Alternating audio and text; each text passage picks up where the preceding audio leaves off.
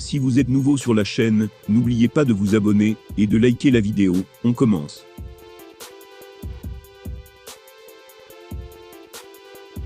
Défait à une reprise seulement à l'UFC, Ciryl Gane tentera de conserver ce bilan quasiment immaculé face à Jon Jones.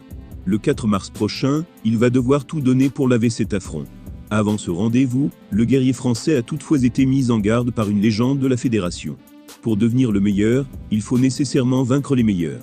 Ciryl Gane en a bien conscience et a déjà pu se rendre compte de la difficulté de cette tâche il y a un an.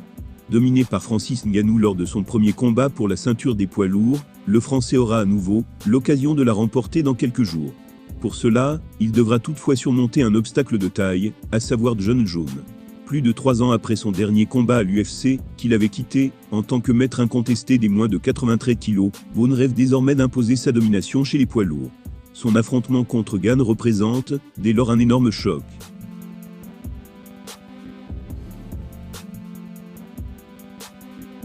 Une collision que les stars du milieu tentent tant bien que mal de pronostiquer.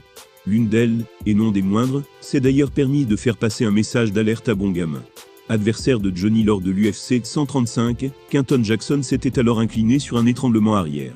Récemment interrogé par Chris Van Oliet, l'ancien champion des mi-lourds a justement évoqué sa relation avec son bourreau de l'époque. Il en a profité pour glisser au passage un gros tacle à son encontre.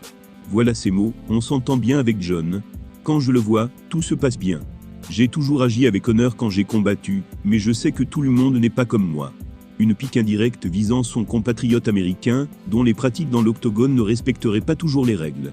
C'est ce qu'a bien fait comprendre Rampage, par la suite.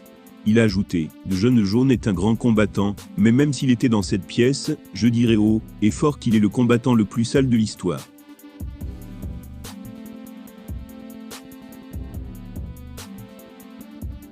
Si vous faites quoi, que ce soit de bien contre lui, il va vous mettre un doigt dans l'œil. Si vous avancez ou commencez à prendre l'avantage, il va vous mettre un coup de pied en plein dans le genou. Je trouve que son kick dans le genou devrait être interdit, parce qu'il tape pile sur la rotule. Mon genou me fait encore souffrir, parce que son coup de pied a provoqué une hyperextension. Ça peut mettre fin à une carrière. Repensez à tous les coups de coude retournés qu'il faisait à ses débuts, et demandez-vous où est-ce qu'il touchait. Le mec faisait exprès de toucher l'arrière de la tête de ses adversaires. C'est illégal, ce gars est vraiment le combattant le plus sale. Gane sait donc à quoi s'en tenir, à quelques semaines du grand soir.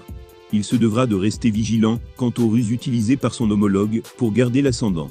Bien placé pour évoquer la menace que représente Jon Jones, Quinton Jackson conseille avant tout à Ciryl Gane de redouter les coups et actes vicieux auxquels peut avoir recours l'Américain. Un message bienvenu à quelques semaines du combat.